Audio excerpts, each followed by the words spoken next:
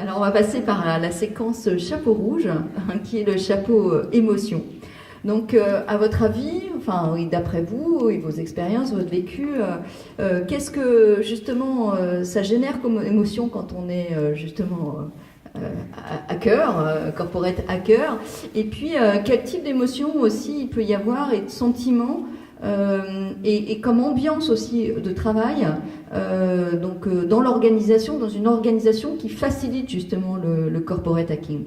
À la fois, j'allais dire, à titre individuel, mais également à titre collectif, au niveau émotionnel, au niveau ambiance, qu'est-ce que, d'après vous, et d'après votre vécu, cela génère en fait? Voilà. Alors, d'après mon petit vécu, la première chose qui arrive souvent, c'est la peur. C'est-à-dire que les gens ils commencent à reculer en disant ouais, c'est intéressant ton truc, mais enfin, comment te dire, c'est super intéressant comme idée. J'adore cette formule. C'est super intéressant comme idée. Là déjà, tu sais que c'est mort. Alors, il y a déjà la peur, donc déjà, il faut rassurer pas mal. Et une fois qu'on a pas mal rassuré, il va y avoir la colère. Alors, je parle de ma propre expérience pour accompagner pas mal de structures, de la petite TPE à certains grands groupes. Alors ensuite, quand il y a colère, ça commence à être compliqué, parce qu'on va dire qu'on n'avance pas, parce que c'est la faute de l'autre qui n'a pas avancé. Hein, parce que quand même, faut se dire qu'on aime bien quand même, quand on se regarde dans le miroir, se dire que innovant, c'est sexy. Hein. Être corporate hacker, c'est quand même cool. Mais par contre, finalement, bof. Parce que ça veut dire qu'on est devant. Hein. Et si on est devant, on va se prendre les foudres. Alors, on va se prendre les foudres. Déjà, c'est moyen. Et puis après, on peut se prendre aussi les planches savonnées, les bananes. C'est très varié. Hein. Nous sommes très créatifs pour ce genre de choses. Bon, alors une fois qu'on a passé ce cap-là, on a passé la peur, on a passé la colère, et bien, en général, il va y avoir la tristesse. Parce qu'en fait, tout ce en quoi on a investi, on se rend compte que ça ne marche plus, qu'il va falloir bouger, et que ouais, il y a un côté waouh à faire le changement. Mais il y a aussi un côté j'abandonne ma façon de faire, je peux perdre du pouvoir. Et si je perds du pouvoir, du coup, qu'est-ce qui se passe? Mon siège, etc. Par contre, le meilleur moment, pour moi, quand j'accompagne les structures, c'est le moment où là, on passe à la joie. C'est-à-dire que comme on a franchi toutes les étapes, on peut aller à la dernière. Et la dernière, c'est justement tout le côté où on peut s'exprimer, on peut créer des choses, on peut bouger les lignes. Et du coup, ça y est, on a bougé soi et on peut bouger les lignes à l'intérieur tout en respectant. C'est ce que vous appelez, je pense, la bienveillance. Mais c'est le plus important, c'est-à-dire qu'on peut rester soi et être avec des façons de faire différentes. Et être en accord avec soi. Pardon. Alors, je pense qu'on a fait le tour des 4 Notions de base. notions de base. Non, ce que je rajouterais, c'est plus la notion de plaisir derrière, où ça apporte une vraie satisfaction derrière de voir des équipes motivées et qui veulent s'intégrer, s'impliquer dans le développement d'entreprise et qui ne cherchent pas qu'une reconnaissance dans le salaire. On le voit facilement maintenant, on a mené des enquêtes en interne.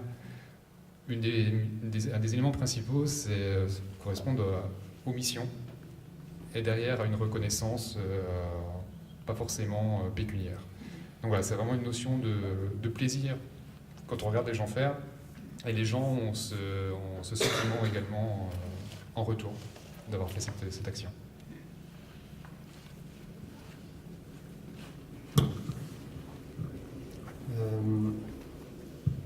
Moi, comme émotion, de ce que j'ai ressenti, ce que je ressens quand je vois les équipes qui se corporate hacker, donc qui mettent des projets un peu qu'ils ont pensé et qui vont au bout, qu'on leur donne les moyens, c'est beaucoup d'émotions en fait. Souvent, je suis ému de voir à quel point, en faisant confiance à un groupe, il peut y avoir quelque chose qui se passe de vraiment beau et un changement pour la personne se révèlent, des gens qui n'étaient pas à leur place et qui investissent un projet, et c'est vraiment émouvant, un peu comme, ça va faire paternaliste, ou un ami qu'on a vu qui s'embêtait dans son boulot, qui tout le temps je vais changer, puis on le voit au croque-vier, puis un jour il change vraiment et il est dans sa passion, et là on voit, c'est vraiment très émouvant ça.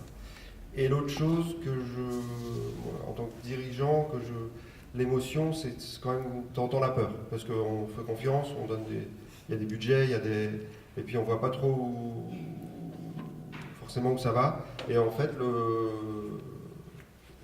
si on encadre bien, c'est-à-dire que moi il y a quand même un cadre à donner. Si on encadre bien, il peut vraiment y avoir une belle intelligence collective, un groupe qui se. Et là aussi, c'est très très très beau, presque encore plus que les individus. Quand un groupe se meut et quelque chose de plus grand que sort, c'est très émouvant.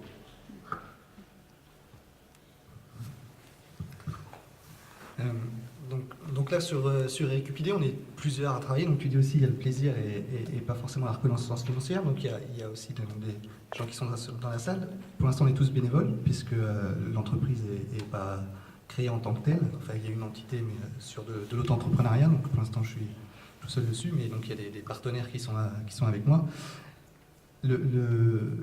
Le côté aussi, c'est ce que tu dis, c'est d'y prendre du plaisir sans forcément avoir une reconnaissance derrière, même si quelque part on va tous bosser pour la même chose, pour pouvoir en vivre et pour pouvoir satisfaire aux besoins personnels. Mais il y a autre chose à côté que ce travail. C'est vraiment d'être bien dans son travail. Tout à l'heure on parlait de mieux-être, de bien-être.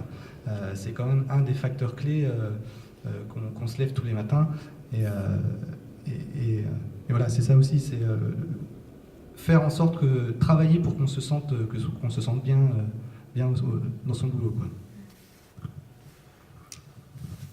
Alors pour compléter, parce qu'il y a beaucoup de choses ont déjà été dites, je crois que même pratiquement tout, mais c'est vrai que c'est moi ce qui me semblait particulièrement important à préciser, c'est que on peut penser que le corporate hacker il va travailler tout seul dans son coin, et en fait c'est pas du tout une démarche individualiste. On participe à une émulation collective, et on mise tout sur l'intelligence collective. Donc, par exemple, à Pôle emploi, il y a ces fameuses startups.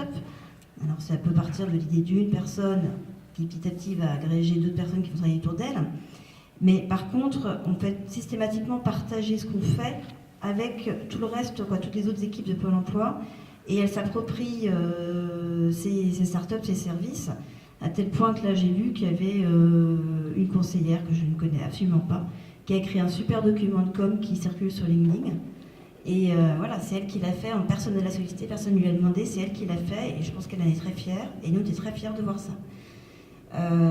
Autre petite sœur, si on peut dire, de ces fameuses startups, c'est que désormais, il y a certaines agences de Pôle emploi qui fonctionnent un peu comme une entreprise libérée, c'est-à-dire qu'elles doivent respecter un cadre, elles doivent respecter des objectifs qui leur ont été donnés par leur directeur régional. Par contre, elles s'organisent comme elles veulent pour atteindre ces objectifs. Donc là, c'est le collectif qui va ensemble s'organiser, et le collectif, il va ensemble travailler pour trouver les solutions qui lui semblent les plus appropriées en fonction du terrain où elle se situe, cette agence.